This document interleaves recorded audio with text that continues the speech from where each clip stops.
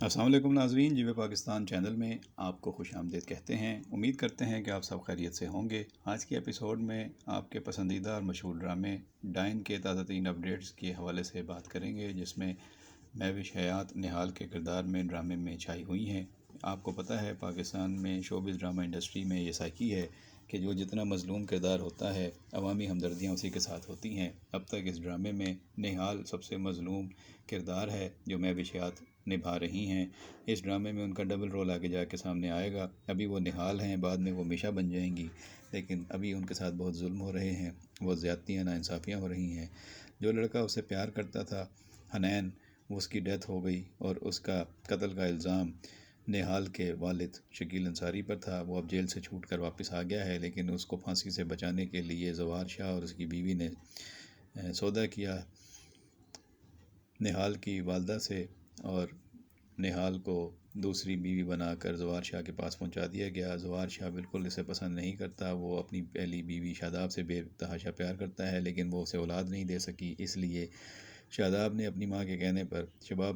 کہنے پر یہ فیصلہ کیا کہ زوار شاہ کی دوسری شادی اس لڑکی سے کرا دے جو بظاہر حنین کی یاد میں اب ایک مردہ جسم ہے، اور وہ اولاد دے اور اس کے بعد اس کو یہاں سے دھکے مار کر نکال دیا جائے۔ یہی پلان ہے، اور یہ پلان اب زوار شاہ کی بہنوں پر بھی آشکار ہو گیا ہے، اور انہوں نے بھی یہ غور شروع کر دیا ہے کہ شباب اس لڑکی کو اس گھر میں کیوں لائی ہے، جبکہ شکیل انصاری بھی جیل سے چھوٹ کر آ گیا ہے اور وہ اب اس گھر میں نئی آفت لانے کے لیے تیار ہے۔ یہ عامر تھا جس نے اس کی مدد کی تھی، یا سمجھتا ہے کہ عامر نے ہی اسے جیل سے چھڑایا ہے، حالانکہ یہ تو اس کی بیوی نے ہی سودا کیا اس کو چھڑانے کا۔ اور اب زوار شاہ بہت پچھتا رہا ہے شادی کر کے، اور اسے سمجھ نہیں آ رہی کہ شباب کے کہنے پر اس نے یہ فیصلہ کیوں کیا۔ وہ جا کے نہال کو بتا بھی دیتا ہے کہ تم دلہن بن کر آج ضرور گئی ہو اس گھر میں، لیکن کبھی بھی مجھے اپنی دلہن یا بیوی کے روپ میں مت سوچنا۔ تمہیں پتہ ہے تمہیں کس کام کے لیے اس گھر میں لایا گیا ہے، لہذا تم اپنی حیثیت اور اوقات یاد رکھنا۔ تم میرے بھائی کے قاتل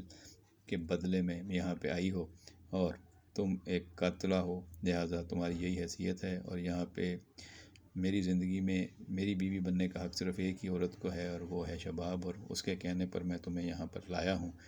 اس نے حماقت کی ہے تمہیں لانے کی، اور جس دن اسے اپنی غلطی کا احساس ہو جائے گا وہ تمہیں دھکے مار کر اس گھر سے نکال دے گی۔ آگے یہ جملہ خود نہال نے پورا کیا، اور اس نے کہا کہ ہاں وہ مجھے دھکے مار کے نکال دے گی اور میں اس کے لیے بھی تیار ہوں۔ وہ بڑی بیگم صاحبہ ہیں اس گھر کی، جس حالت میں بھی مجھے رکھیں گی میں رہنے کے لیے تیار ہوں۔ جب میرے باپ نے ہی میری عزت دو کوڑی کی کر دی دنیا کے سامنے، تو میری کیا حیثیت اور کیا عزت۔ مجھے اچھی طرح اپنی حیثیت اور مقام کا پتہ ہے سائیں۔ اب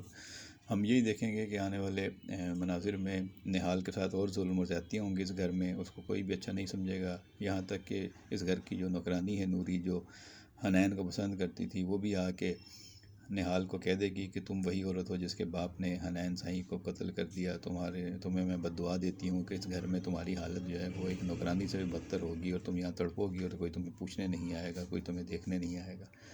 اب نہال اس گھر میں بھی رو رہی ہے، اور پیچھے اسے پتہ ہے کہ اس کا باپ بھی رہا ہو کر اگر آ گیا ہے تو وہ بھی اس کے لیے کوئی اچھے خیالات نہیں رکھتا تھا، اور اس کی ماں کو بھی مارتا پیٹتا تھا، تو وہ نہ واپس جا سکتی ہے ماں کے پاس، نہ یہاں پہ رہ سکتی ہے۔ اس نے اپنے آپ کو زندگی کے دھارے پہ چھوڑ دیا ہے، اور بظاہر اس کو اس گھر میں مشکلیں اور سختیاں ہی برداشت کرنی ہے، کیونکہ یہاں پہ وہ سب کے نفرت کا نشانہ بنے گی، کوئی بھی اس کو قبول کرنے کے لیے تیار نہیں ہے۔ لیکن کہانی میں آگے جا کے ٹویسٹ آئے گا، ہمیں پتہ ہے کہ اس کہانی میں بہت سارے ٹویسٹ آنے ہیں، اور اب جو نہال اب تک مظلوم ہے، ناانصافیوں کا، زیادتیوں کا شکار ہے، اس کے ساتھ بھی قسمت بدلے گی، اور پھر وہ ان سب لوگوں کا، ان سب کرداروں کا حساب چکائے گی جو آج اس کے سامنے ظالم بنے ہوئے ہیں، اس کے اوپر ظلم کر رہے ہیں، یہ سمجھ کے کہ اس کا کوئی والی وارث نہیں ہے، نہ اس کا باپ اس قابل ہے، نہ اس کی ماں اس قابل ہے کہ اس کے